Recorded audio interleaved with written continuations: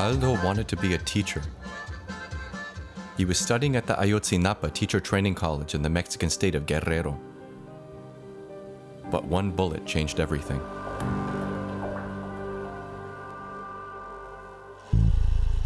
This footage shows the fateful moment. Aldo and around 50 other students had commandeered public buses to get back to their college after a demonstration. Such actions aren't unusual in parts of Mexico. Suddenly, police stopped the bus and then opened fire on the unarmed students. Hit by a bullet, Aldo fell to the ground. 6 students were shot dead. 2 more were seriously wounded. 43 students, all aged between 18 and 23, were abducted. They've never been seen since, just like thousands of others in Mexico.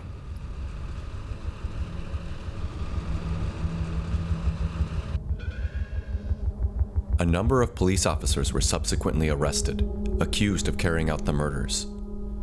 A number of the weapons used in those crimes were German military-grade G36 assault rifles made by Heckler & Koch. But the German government hadn't approved their export to this region. So how did they get there? A court in the city of Stuttgart took up the case. The almost year-long trial was Germany's most detailed investigation of an arms deal to date. The verdict surprised many. The case was initially brought by GRÄSSLIN, a prominent opponent of Germany's arms industry. The managers have walked away free. That's the big scandal, and proof of a 2-class judicial system. So were the managers of Heckler & Koch not responsible for the illegal weapons deal in the opinion of the court? It is the conviction of this chamber that there was insufficient evidence to suggest the other defendants took part in the crimes. Hence the acquittal. Thank you.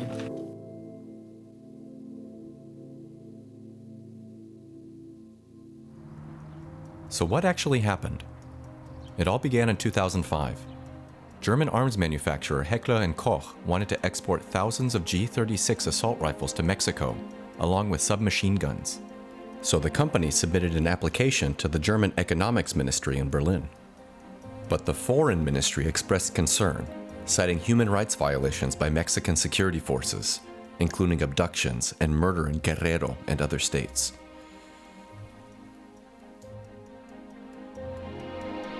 The Economics Ministry sought a compromise. Meanwhile, Heckler & Koch was waiting impatiently for permission to export, as the company's then sales representative for Mexico explains. We can only identify him as Markus B. We were then asked by sales whether we could change the designated end-use certificate, because some ministry had requested that certain aspects shouldn't be mentioned. Heckler & Koch had originally presented this end-use certificate from the Mexican Defense Ministry to the German Economics Ministry. The details of this certificate showed clearly that the weapons were partly intended for Mexican states considered particularly dangerous. So I wrote an email to my wife from the computer of Heckler & Koch, asking her to ask the head of DCAM, the official body responsible for arms sales in Mexico, whether it was possible not to name these 3 states and to issue a new end-use. So, once the Economics Ministry had informed Heckler & Koch which Mexican states would not be approved, the company submitted a new end-use certificate, where the critical states were no longer mentioned.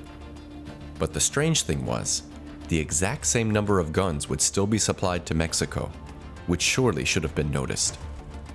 But approval for the export was given, and the deal began.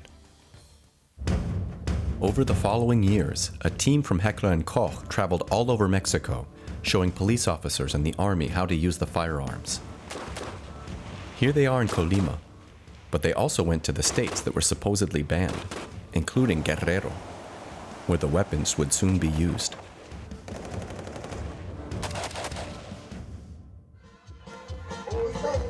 On 19-year-old Aldo Gutiérrez Solano, for example. This was him dancing at his brother's wedding, just days before security forces would destroy his life forever. He was a rascal, cheeky and clever, and always happy. He was always in a good mood. He was never fearful or shy, just always very happy. I have such fond memories of Aldo. He was a very happy guy, always having fun. And he loved to dance. He was a clever child, really bright. He was always keen to see everything and to learn. That's why he went to college. Now all that's gone.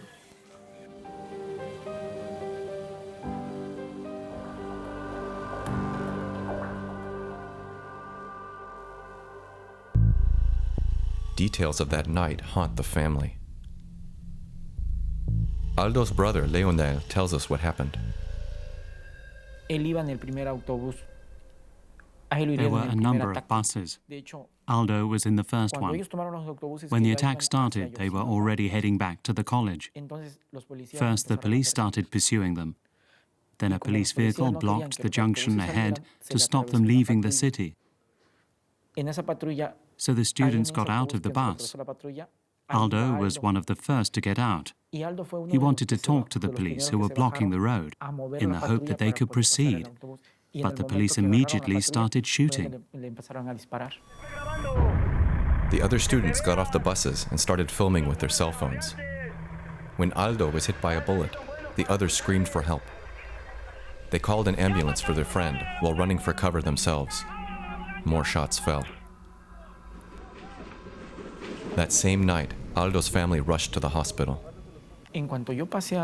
I saw him, and he had a bullet wound to his head. The bullet went in here and came out here. Aldo had been lying in the hospital for hours without treatment. Only when his family turned up did things start to happen. 65% of his brain was damaged. He didn't get treated, even though he had serious injuries. No one took care of him. The doctors did nothing, despite his serious condition. Drug cartels kill thousands in Mexico every year, but the security forces are also responsible for many deaths. One of the Heckler & Koch gun instructors started to have doubts. When you look at the drug wars there and the corruption, which no doubt go hand in hand,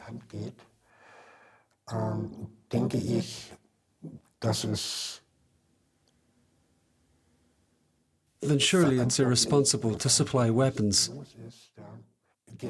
given the serious doubts as to what they will be used for and against whom.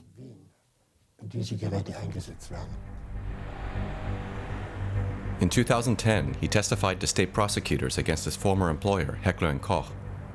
It was a damning indictment of colleagues and managers that led to 2 police raids on the company premises and a mammoth investigation.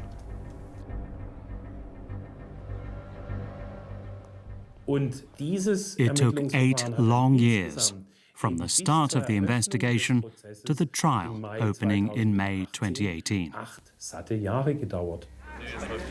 In 2018, the largest trial of its kind in German post-war history finally got underway. As always, video and audio recordings were not permitted, but trial observers took detailed minutes.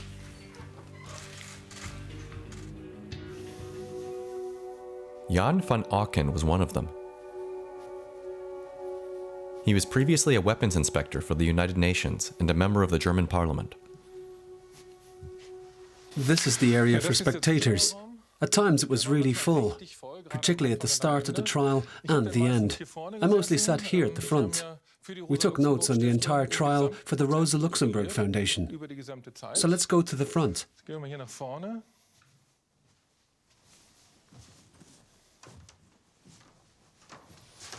This is where the defendants sat. One defendant at each table plus 1 or 2 attorneys each. Over here were also representatives from Heckler & Koch.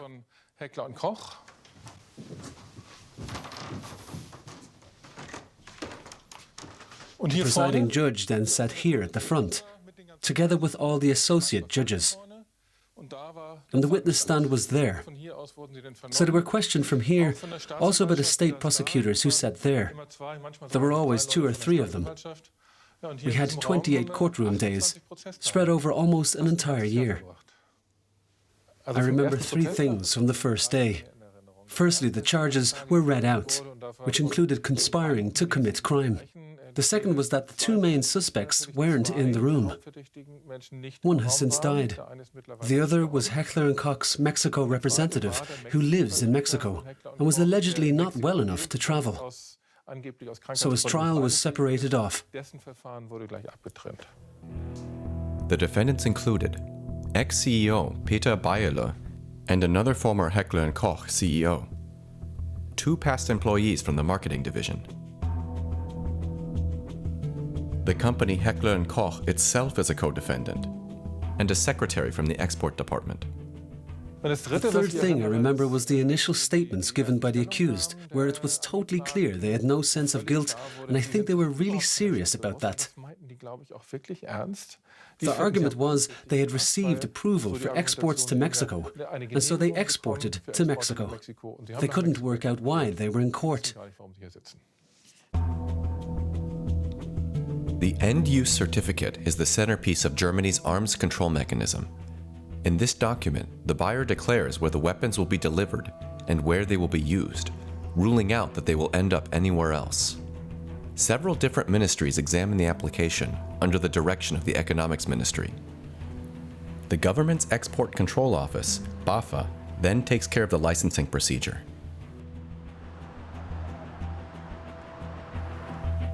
Arnold WALLRAFF was president of BAFA for 10 years. He's well acquainted with the procedures and knows those who worked in the Economics Ministry during the period in question. In the Heckler & Koch case, the colleague involved at the Economics Ministry was not someone who exercised any particularly critical judgment in that regard, shall we say.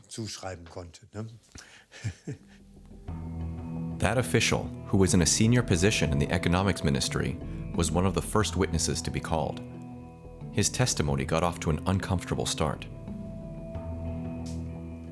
The witness was asked by the presiding judge to disclose what the Mexico deal was all about. He answered, "1 moment," and put a huge briefcase on the table. He pulled out an entire file. The judge asked him what he was doing. He said, "I need the file on the investigation to get the indictment." And you could see the faces of the state prosecutors turning red because that's not allowed. That a witness in a German criminal court case is holding the indictment in his hands. But that wasn't the end of it. During questioning, the witness revealed that the other ministries also had access to the confidential files. But where they came from, that bit he couldn't remember. And then he actually stated in court, "We're called the Ministry for the Economy. We have a special interest in ensuring that these manufacturers can survive economically." That's from the man responsible for regulating arms exports. For decades, Heckler & Koch has been a key supplier to the German armed forces and the police. It's considered to have systemic relevance. So does the Economics Ministry give special treatment to a company like that? We decided to ask former Economics Minister Sigmar Gabriel. The official began his statement by saying, "We're the ministry for the economy, so the ministry wants this key manufacturer to survive." That's true, but the export guidelines state that when it comes to arms exports, economic considerations and jobs are not to play a role. That's the legal position. I hope the court is familiar with the export guidelines. Back to the courtroom. Under further questioning by the presiding judge, the official from the Economics Ministry stated, from the witness stand, that human rights were more a work of endeavor. These are the people charged with safeguarding our highest value, namely human rights. in all constitutions, in our constitution. And they see it merely as a work of endeavour? So if it happens to suit, then we'll include that too, but otherwise we're not interested. Human rights as a work of endeavor? That's not what the approval guidelines set out by the government state. They conclude with the sentence, "For this question, the human rights situation in the recipient country plays a prominent role." For me, also coming from a legal background, it's clear that it's an absolute test criterion and a deal-breaking criterion. The official in charge should have been very familiar with the guidelines. He'd spent 15 years working in weapons export control. This official had been in the job for 15 years. I know that's a very long time. Very long. Why was nothing done? You need to ask my predecessors, I don't know. So you replaced him quickly. I think he moved positions before I came. He was replaced December 2015. Okay, then it was in my time. Mr. Machnik replaced him. We certainly looked at the Mexico case very closely and realized we needed to take him out of the firing line, literally. We wonder if it's normal for a senior official like that to remain in one department for so many years. No, in a ministry you almost never have people remaining in one sphere of influence for so long. Of course, affinities and relationships would develop. An internal email exchange between the official in question and the Export Control Office, BAFA, certainly suggests such an affinity. It concerns an additional export license, which the official refers to as a special law for Heckler & Koch. Then he says the company should be ordered not to broadcast this fact to a wider circle. When you spend 10 years working day in, day out with the same buddies?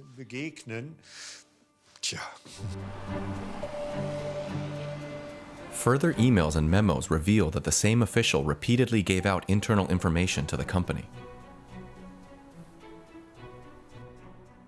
A witness from the Foreign Ministry actually testified here that he had appealed to the Economics Ministry in writing to stop passing on their information to Heckler & Koch. And even that letter was passed to the company. The Economics Ministry insists to this day that it has never divided Mexico into positive and negative states. That's surprising, because in this email, the ministry informs Heckler & Koch of exactly that division. This here's an email from the ministry to Heckler & Koch CEO Peter Bayerle. It includes a list. The lower part of the email is interesting. It lists so-called positive and negative states. Here it says negative states, Aguascalientes, Nuevo León, Querétaro. That's very specific. But is that the role of the Economics Ministry? No, it's certainly unusual.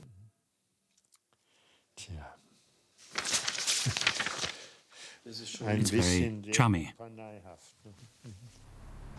Was it that chummy relationship that drove the decisions on weapons exports? Opting for a strategy of dividing Mexico into positive and negative states, which is highly questionable under international law. That was the point that we considered completely unrealistic. You have to imagine there's a country, and they're supposed to say, these are our weapons supplies, but if you get deployed tomorrow, you can only take them to these parts of our country, but not these parts. It's ridiculous. That isn't the way the police or military work. And so in our estimation, that strategy was inappropriate. Some people said it was an apparent export restriction. And actually, they would have all known that it wouldn't work that way in practice. Anyway, it was certainly clear to us that this strategy was unsuitable, and so we no longer allowed it. And indeed, the official from the Economics Ministry admitted himself, while testifying to the Customs Investigation Bureau, that he realized the firearms had only been excluded from parts of Mexico on paper. But the Economics Ministry denies any wrongdoing.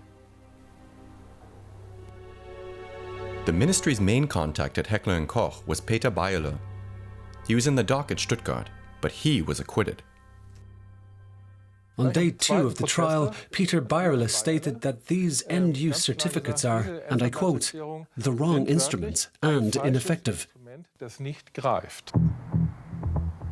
This supposed wrong instrument has for decades been the basis for all of Germany's arms exports. Peter Bayerle had been the head judge at a district court before moving to Heckler & Koch. Initially, he was the company's liaison officer for the authorities and then later CEO. Throughout, he was responsible for export applications and end-use agreements. Without an end-use certificate, weapons exports can't be authorized. The company has to decide whether or not to take the risk. You need end-use certificates and you need to monitor them. The Export Control Office, BAFA, also understands that the end-use agreement is a binding document. According to our understanding of the law, the end-use certificate is an integral part of the licensing. Yet, veteran legal expert Peter Bayerle argued in court that end-use certificates are not decisive for arms exports, and he claimed to know nothing of the reworked certificate for Mexico. But his correspondence with the chummy official at the Economics Ministry tells a different story. I wasn't aware of this email before. It's completely clear here. The Economics Ministry is telling Heckler & Koch, you can't export to these Mexican states, but these other ones are okay. And yet, in the trial, all those involved maintained repeatedly that there had never been a list of positive and negative states. It's absurd that this has only turned up now. Then, there's also a very revealing memo from a secretary. The words are said to be Mr. Bayerle's. 10 Mexican states rejected, 6 positive. Weapons to be distributed in a plausible way between the 6 positive states. That's incredible. We have a statement from the secretary saying, he said we should distribute the arms in a plausible way between the 6 acceptable states. And that wasn't included in the trial. In the courtroom, he always acted as if he knew nothing. And yet here he's said to have given this instruction.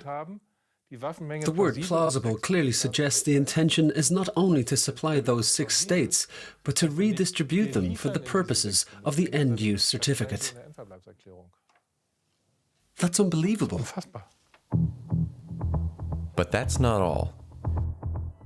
When the approval of arms exports to Mexico did not appear forthcoming, Bayerle emailed colleagues suggesting they pursued what he called the political route. The company made donations to the constituency offices of influential politicians, like Volker Kauder, for example. He was the parliamentary leader of Angela Merkel's conservative bloc. Shortly afterwards, Bayerle wrote to Kauder, "Today I must once again trouble you about that vexed subject of export licenses to third states." How are we to understand this? We can't expect any positive decision in the coming months. We only have the political route left. We should make donations to the CDU and the very receptive FDP. Then that was done, and then... And it didn't help. Money down the drain. You would think so. But the interesting thing is, a short while later, Mr. contacted the company to ask for more information about the case. I think that is a very, how shall I put it, folklorish idea of how politics works. And yet the documents show, a few days after the donation and the email, the Economics Ministry department responsible got in touch with Heckler & Koch to provide help with the export application. We contacted Volker Kauder's office for a response, but were told, Mr. Kauder filled out a questionnaire for the state prosecutor's office and now considers the matter closed. Volker Kauder was also not willing to talk to us personally. I wanted to ask you about Heckler & Koch. Expressly said no. Because of the donations? We tried to speak to Peter Bayerle too as he emerged from the court one day. His lawyer, Dietrich Quedenfeld, blocked our cameraman, pulling out the sound cable.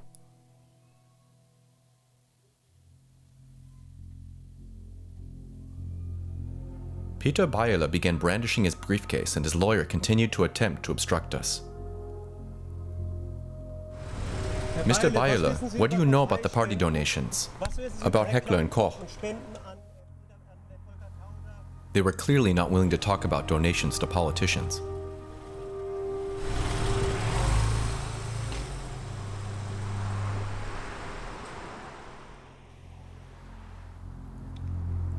Monitoring the end use of Heckler and Koch's arms exports during Bayerle's tenure proved difficult. We know that from the standard reliability tests that the Export Control Office, BAFA, carried out on the gunmaker. In his final report, the inspector from BAFA found there was no confirmation of any monitoring that took place.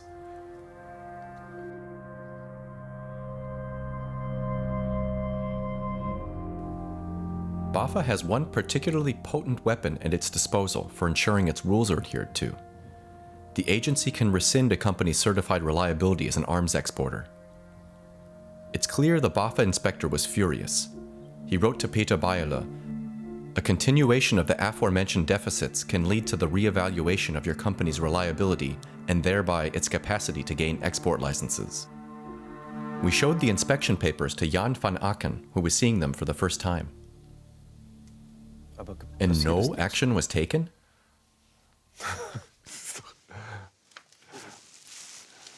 As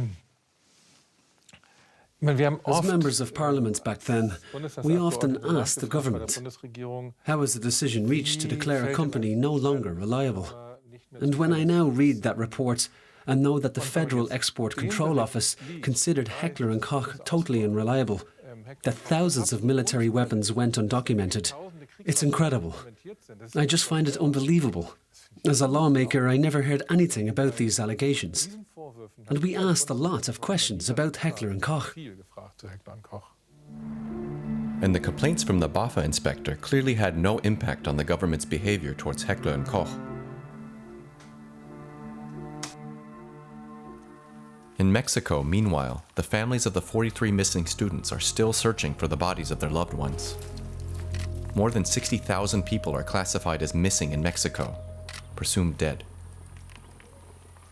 The appearance of the stones help us to locate graves. I can see these stones were previously under the ground. So I know the ground has been dug over here. You see the difference in the colour? The stone was on the surface. The other one was buried deeper. The remains of clothing are scattered across this site. A putrid smell hangs in the air. I still hope that my son will walk through the door one day. The pain is unbearable. It just hurts so much. But I'm not giving up, not until I found my son. Every time I come up to these hills, even though I'm sick, I still forget my illness, because I want to find out something about my son.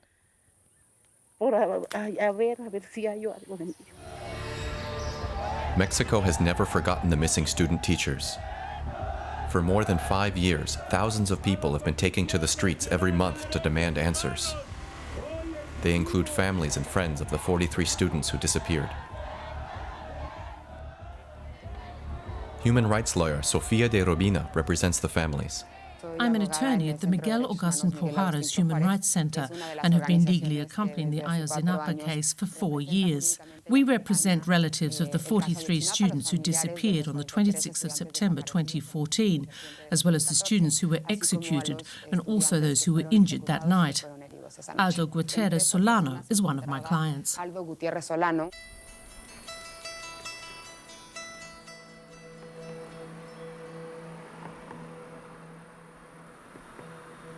Even traveling in the crisis-torn state of Guerrero is dangerous. The lawyer takes us to Aldo's family. Civilian militia groups have taken control of the roads and levy so-called customs duties. We're at the mercy of the local commanders.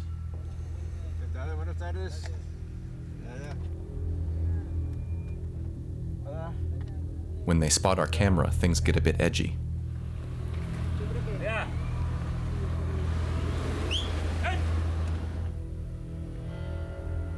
Guerrero has been scarred by the drug war, by violence and corruption.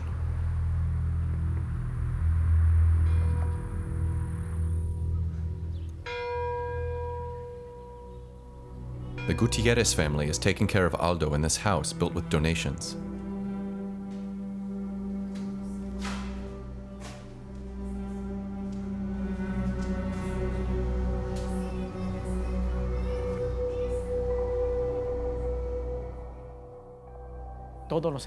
We have suffered a lot as a family because we have to struggle with everything.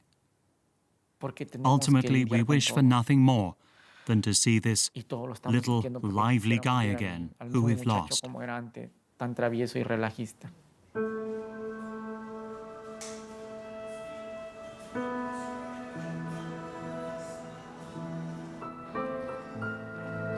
The family still clings to the hope that Aldo will get well again, even if this is medically impossible.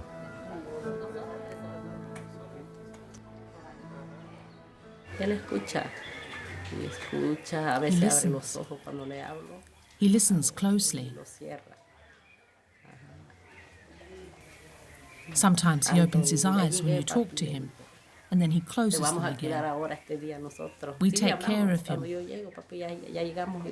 Every day we come here and we take care of him. All day and all night we take care of him. And yes, he can hear, and he responds too. And does he respond to you? Yes, definitely. Just yesterday he moved his finger. Even in a coma, he still moves.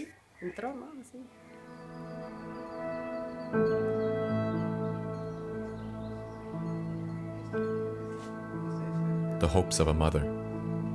The hopes of a family. We are here. We miss him very much. The whole family loves him so much. That's why it's so hard for us to see the change that he's undergone. I won't abandon you. I'll be with you, no matter what happens.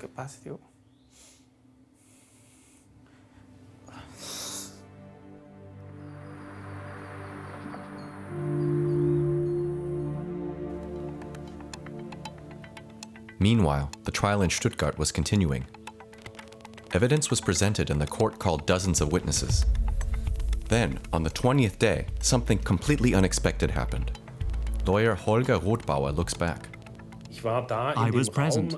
Everyone was completely shocked when the presiding judge said thousands of emails were missing. How could that happen?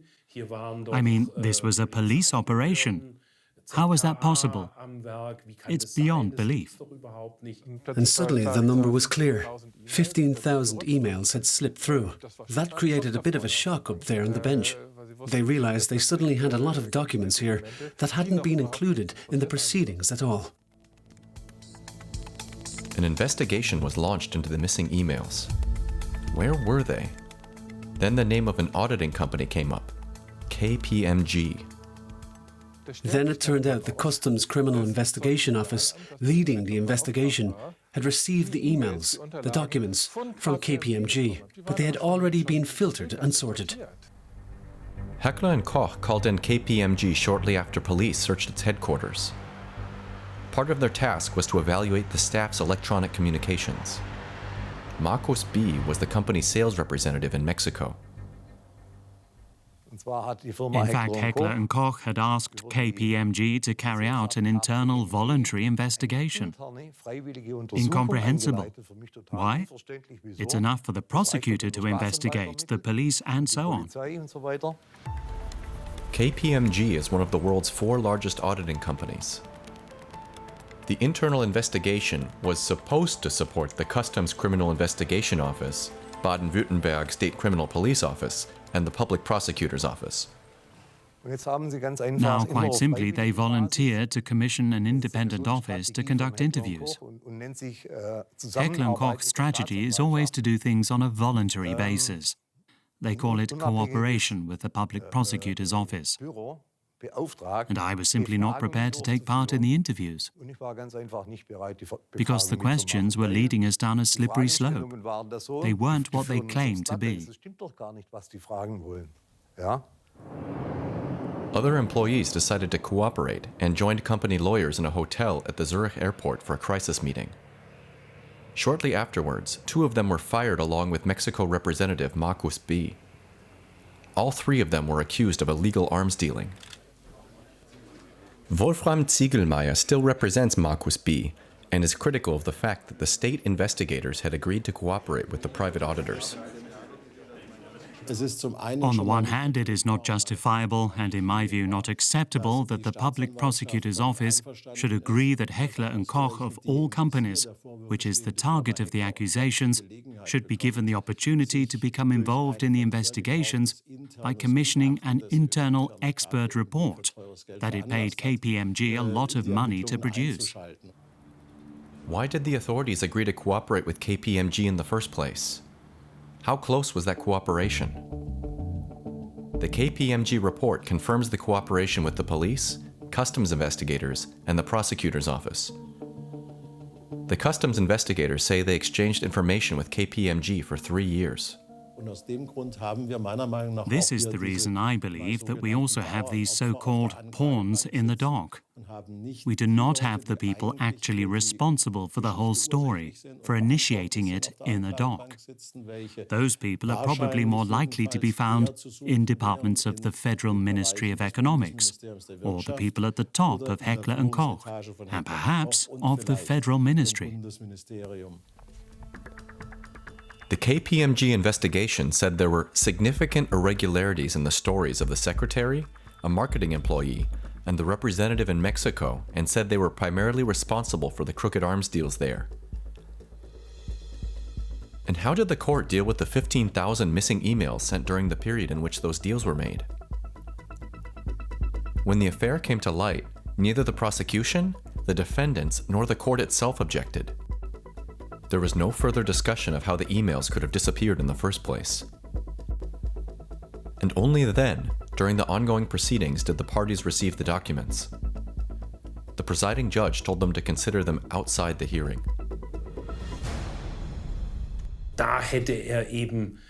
He should have then pursued the matter.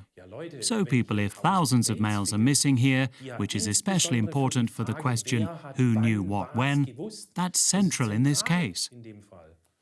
And then it just remains open. Not much happens. Something is then distributed in the so-called self-reading procedure.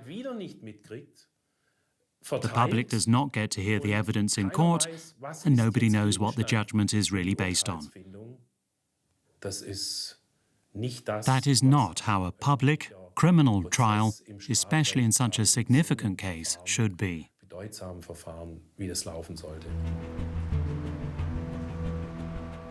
What the auditors also overlooked were the purchase contracts with Mexico on which the deals had been based. Heckler & Koch and the Mexican Ministry of Defense exchanged dozens of purchase contracts. We have these original contracts. They explicitly list the destinations of the weapons, including the banned Mexican states, such as Guerrero. Unlike the end-use certificate the company provided the government.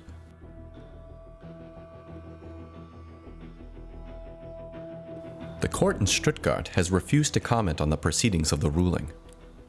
In answer to a written request, the Stuttgart Public Prosecutor's Office said the cooperation with KPMG had been helpful. But it also points out that KPMG's findings had also been compared with the information gathered by the office and critically assessed.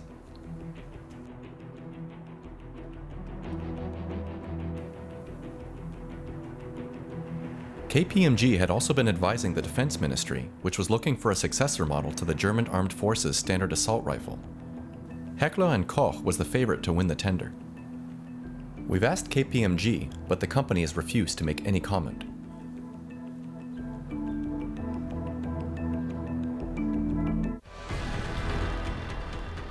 Christian Schliemann from the European Center for Constitutional and Human Rights is acting on behalf of the family of Aldo Gutiérrez.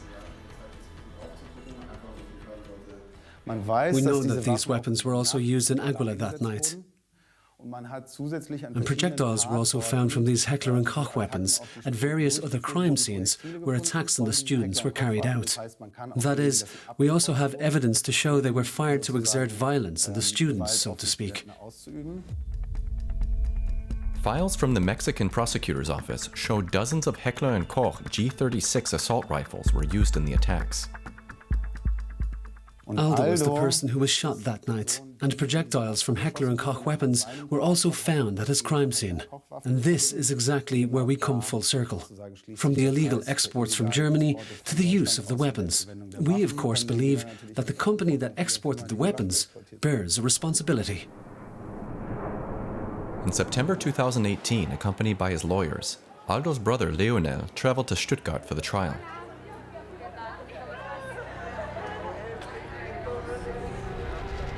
The court had already rejected the family's request to appear as joint plaintiff in the criminal proceedings. In the court's opinion, the alleged illegal deliveries did not contribute to the concrete acts of injury in question.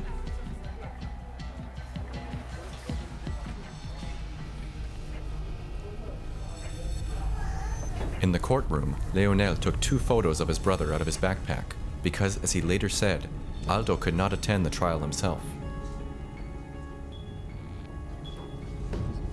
The court reacted swiftly.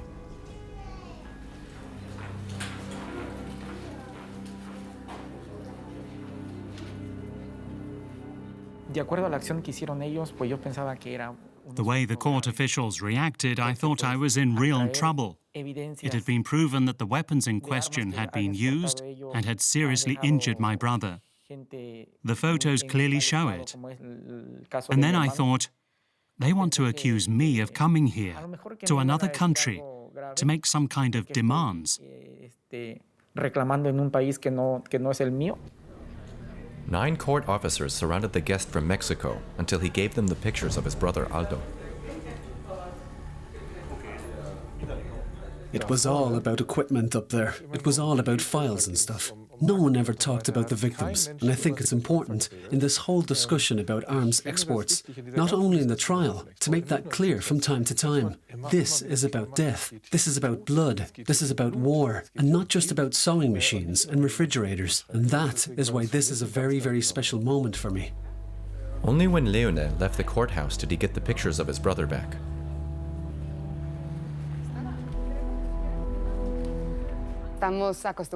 We are used to always finding closed doors when it comes to justice, but the families of Ayotzinapa have taught us to keep on fighting and to demand justice, even if our presence is unwelcome. The relatives are here and will continue to fight for Aldo. It is a great pity that there's no interest in further communication to find out what the real consequences are. It is easier to look away and remain ignorant of the consequences that arms sales have for people on other continents and just continue with business as usual. It was the end of Leonel's visit to Germany.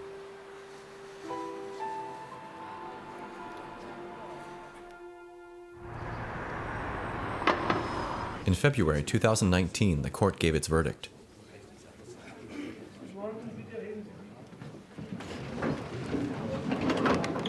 The secretary received a 17-month suspended sentence and had to perform 250 hours of community service.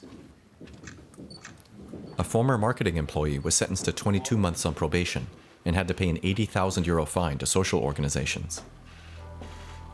Heckler & Koch was fined €3.7 million, approximately the contract value of the illegally exported weapons.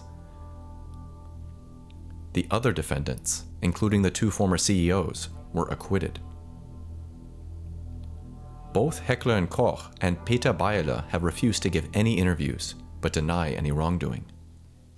Peter Bayerle used to be president of the regional court. The court considered his past performance as a jurist should be considered a mitigating factor. But what has a judge achieved that I or a driver or a cleaning lady hasn't? Nothing at all. Lawyers assessing each other and finding grounds for mitigation? No way. The public prosecutor's office decided not to appeal against the acquittal of Bayerle and the other ex-CEO, while appealing the other rulings. What was really striking was the way that the presiding judge was assessing the issue from the outset. In the end, he ruled that the original charge didn't apply because the sale had been approved to Mexico and the end-use certificates weren't part of the permit. The company did nothing wrong there. We are convinced, said the presiding judge in his oral verdict, that neither an end-use certificate as such, nor the actual end use can be made a part of the permit in terms of administrative law. But the former head of BAFA, the government's export control office, doesn't agree. Administrative law is quite clear. They are part of it. But if I may put it cautiously, criminal lawyers who do not deal with these things so often may see things differently, and that was probably so in the Stuttgart ruling. 2 months after the Stuttgart ruling, a court in Kiel came to a different conclusion than the court in southern Germany. At the trial of the German arms manufacturer Sig Sauer for illegal arms exports, end-use certificates were judged to be part of the export licenses. Sig Sauer had sold 37,000 pistols to Colombia, although the end-use certificate said they were destined for the USA. Ex-managers of Sig Sauer Germany and the CEO of its US affiliate were given fines and suspended sentences. This case is also under appeal. Now, Germany's Supreme Court must decide whether to deal with the two rulings or not.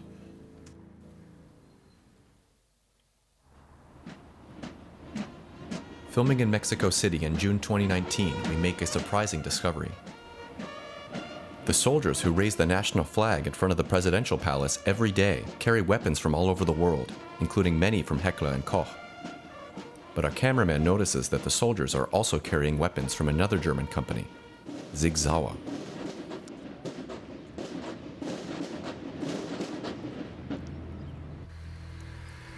Sig Sauer is the country's second largest manufacturer of small arms and is based not far from Kiel in northern Germany. Its product range includes pistols, submachine guns, and assault rifles. Made in Germany, says the company's website proudly. Was Sig Sauer licensed to export arms to Mexico? We asked the government, which said no. So how did Sig Sauer's weapons end up in Mexico? The Mexican Defense Ministry confirmed that Sig Sauer USA sells pistols, submachine guns, and assault rifles to Mexico, with the permission of the US government.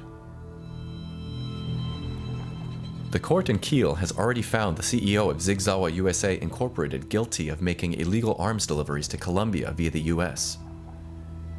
The affiliate is 100% owned by its German parent company, Lücke and Ottmeyer Holding. Under American law, Sig Sauer USA can sell weapons manufactured in the US abroad. But can weapons made in Germany be exported to Mexico via the US affiliate? Is this permitted?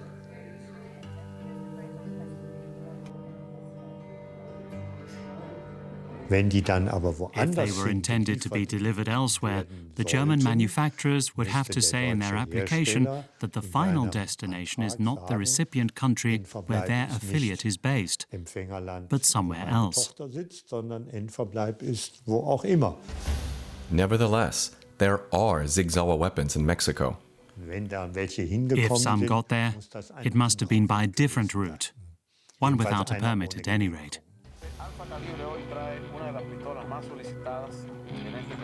This internet video of a Mexican police officer shows a Sig Sauer P229 pistol. The policeman says it's odd that his gun has two engravings on it: frame made in Germany and Exeter, New Hampshire.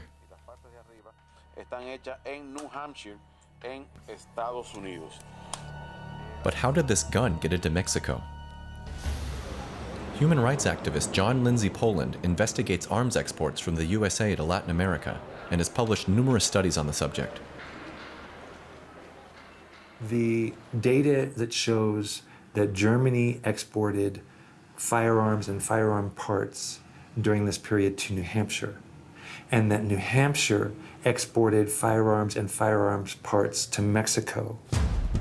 Sig Sauer haven't disclosed how many weapons they deliver and to where. But figures from the US Department of Commerce show how many weapons have been delivered from Germany to New Hampshire and from New Hampshire to Mexico since 2000. A document issued by the US Department of State makes clear the extent to which Sig Sauer USA supplies Mexico with weapons. On that list was a license for Sig Sauer to export up to $266 million worth of firearms to Mexico up to 2024, which is an enormous amount of weaponry. It's unprecedented for Mexico and for the United States in terms of any exports to Mexico. The Mexican Defense Ministry has confirmed that the weapons supplied by Sig Sauer USA are distributed almost right across the country, including those states that the German government classifies as having a particularly critical human rights situation. Mexico distributed these weapons to states where police are in heavy collusion with organized crime and committing human rights violations, raises many questions about the legality, not to mention the morality of Sig Sauer's role in the violence in Mexico, both through the United States and from its German parent. Basically, Sig Sauer should not have been allowed to supply Mexico from Germany at all. So it's all the more surprising that Sig Sauer USA's turnover suddenly went through the roof shortly after rival Heckler & Koch was banned from selling weapons to Mexico because of the investigations back home. The Mexican Ministry of Defense records are illuminating. John Lindsay Poland is sure this is what happened.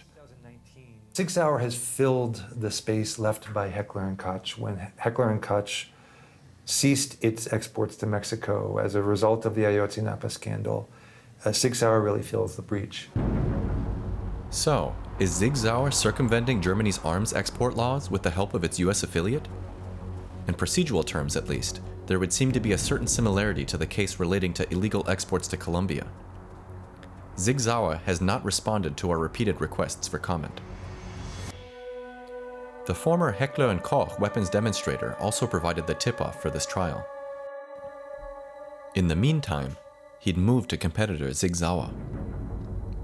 The Colombian government has confirmed the receipt of around 120,000 Sig Sauer pistols, 3 times more than the number cited in the Kiel hearing. This was not approved by the German government. It has not approved any permits for small arms exports to Colombia since the year 2000. So how did the 72,000 weapons that the Kiel court knew nothing about end up in Colombia? To find out, we decided to go to Bogotá, the capital of a country blighted by decades of civil war. And the peace here is deceptive.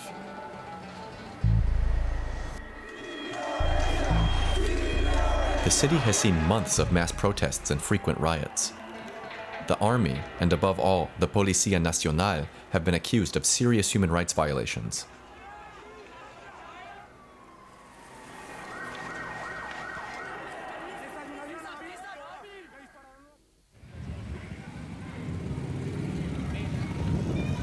We saw policemen carrying Sig Sauer pistols everywhere. In fact, none of the officers we met on this trip carried anything else.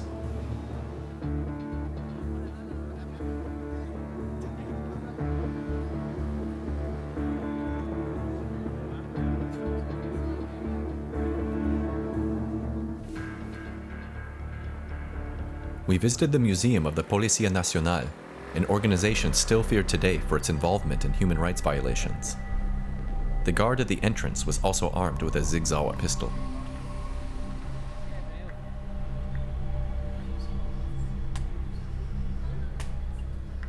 A policeman showed us a Sig Sauer SP-2022 in the weapons display.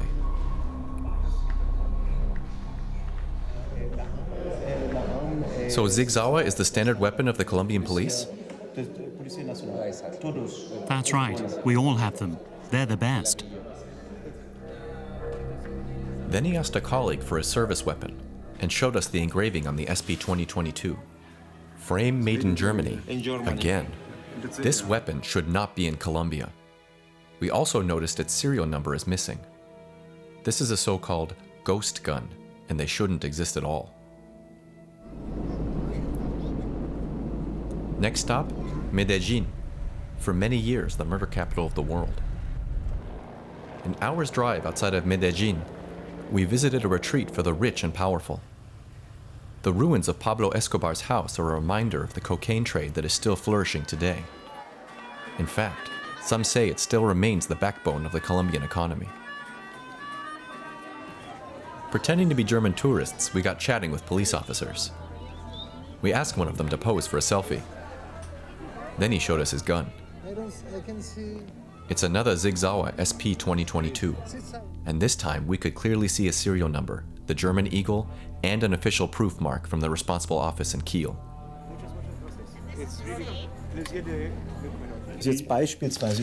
Now, for example, here on the gun, you can see Exeter, New Hampshire. But here, there are proof marks from Kiel. The Federal Eagle with the N on it, and...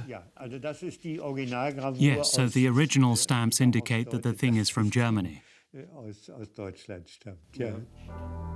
Is this pistol even allowed to be in Colombia?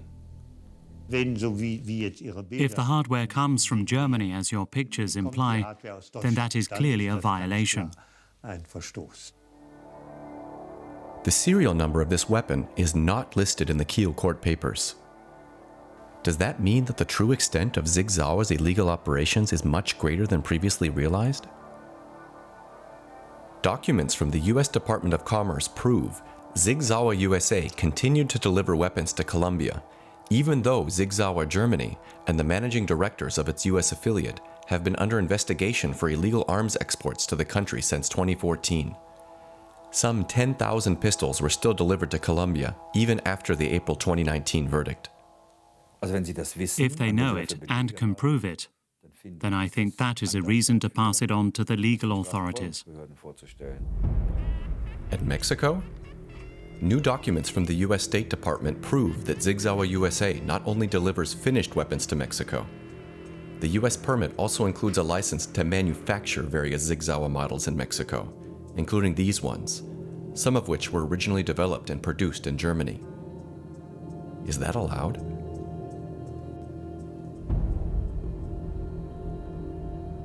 The German government has confirmed that Sig Sauer Germany has been granted a total of 26 permits for the transfer of technology to Sig Sauer USA since 2000. But German law requires a further license before the technology can be transferred on to Mexico. When a production license is approved, it's approved for one location, in this case the US, where the production actually takes place, and not for export. We'd have to approve any further exports again. The government has confirmed that no such authorization exists. I hope the people behind such things are held accountable. That, at any rate, would be the job of the relevant authorities, who, as I have said, will once more have to consider whether to refer it to law enforcement authorities. Is the Sig Sauer Arms Manufacturing Group circumventing German export regulations by relocating its business to the USA and getting away with it scot-free? If it is, all illegal arms deals will probably soon be carried out this way. It certainly seems to be working for Sig Sauer, which has now become the largest exporter of small arms in the United States.